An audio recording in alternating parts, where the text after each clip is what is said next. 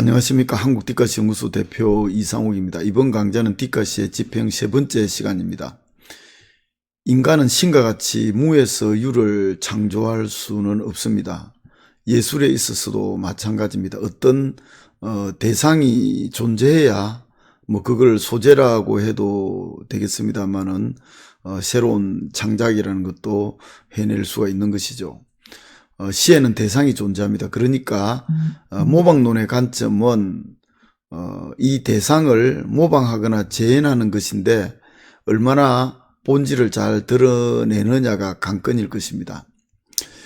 플라톤과 아리스토텔레스는 다 같이 모방론적 입장에서 시를 보았지만 플라톤은 시가 본질을 즉 이데아를 제대로 드러내지 못하는 것으로 봐서 시를 부정적인 측면에서 파악했습니다. 그래서 시인 추방론을 주장한 것은 널리 알려진 사실입니다.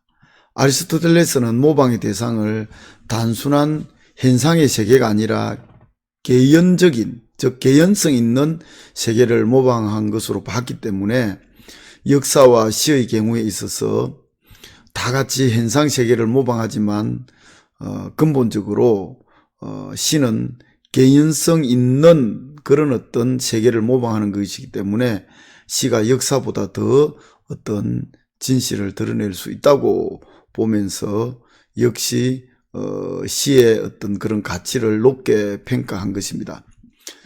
역사는 오직 이례적으로 발생했던 특수성의 세계를 모방하지만 시는 개연성 있는 세계를 모방한다는 것입니다. 그러니까 시는 특수성의 세계가 아닌 과거에도 발생했고 현재에도 발생하고 미래에도 발생할 수 있는 보편성의 세계를 모방한다는 것입니다. 그래서 아리스토텔레스는 플라톤과는 달리 시의 모방론적 관점을 아주 긍정적으로 본 것입니다. 아리스토텔레스의 모방론은 후세에 아주 절대적인 영향을 끼치면서 다양하게 논의되고 발전을 거듭하면서 문학의 한 관점으로 든든하게 자리 잡은 것입니다. 모방론의 전개에서 눈여겨봐야 할 논의는 신플라톤주의자들의 견해입니다. 시가 단순히 현상을 모방하지 않고 영원한 행식을 모방한다는 것입니다. 이러한 견해는 신고전주의 비평가뿐만 아니라 셸리나 노발리스 같은 독일의 낭만주의자, 또 블레이크, 콜리치 같은 영국 낭만주의자들에게도 강력한 영향을 미칩니다. 셸리는 시의 옹호에서 시란 영원한 진리로 표현된 인생의 이미지라고 말했습니다. 그러니까 영원한 진리라는 것은 플라톤이 중시한 리얼리티를 이끄는 것이고 인생의 이미지라는 것은 아리스토텔레스가 중시한 개연성을 의미한다고 봅니다. 그래서 셸리는 플라톤과 아리스토텔레스의 견해를 결합한 것으로 그렇게 보는 것이죠. 따라서 셸리는 시가 영원한 질서의 세계를 모방한다는 그런 관점을 취한 것입니다. 오늘날 와서 영원한 행식이나 질서 같은 초월적인 세계만을 모방하는 것으로만 보지는 않습니다. 광각적인 세계인 그 현실 세계도 물론 모방한다고 보는 것입니다.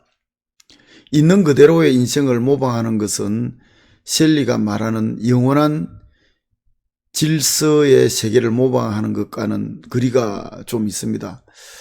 그래서 실용가인 김준호 교수가 말한 일상적 진실과 당위적 진실의 문제로 이렇게 수렴된다고도 볼 수 있습니다.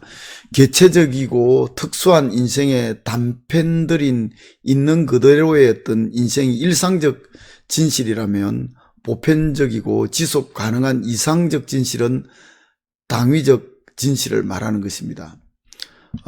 물론 일상적 진실과 당위적 진실이 혼용될 수도 있는 것입니다. 아무튼 모방론이라는 이 관점을 좀 더 극단적으로 끌고 가면은 시라는 것은 시인에게서 나오는 것이 아니라 세계에서 나온다고 그렇게 볼 수 있을 것입니다. 물론 모든 세계가 다 시인이 어떤 포착한 그런 어떤 시적 대상이 되는 것은 아니고 시인이 시적 감흥을 느낀 대상을 말하는 것으로 한정될 수 있을 것입니다. 아무튼 디카시에서 어떤 시적 대상의 어떤 감흥을 느껴서 그걸 스마트폰 디카로 찍고 그걸 또 쓰고, 그래서 둘을 하나의 덩어리로 하나의 텍스트로 이렇게 SNS를 통해서 소통하는 어떤 그런 디카시의 어떤 창작 방법에 있어서 모방론의 관점은 대상, 즉 사물은 정경화되고 시인이나 독자 같은 나머지 것들은 모두 다 후행화된다는 것이죠. 그래서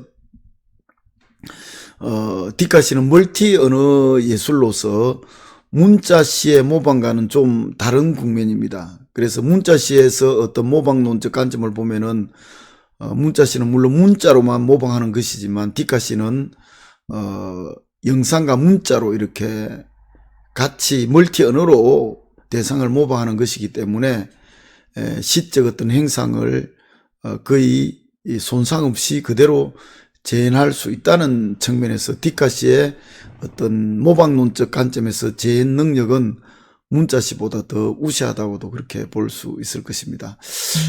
좀 막연하게 이렇게 모방론적 관점에서 디카시를 볼 수 있다는 측면을 말씀드렸습니다만은 다음 시간에는 구체적으로 작품을 예시하면서 모방론적 관점에서 디카시를 좀 더 진전 있게 논의를 해보도록 하겠습니다.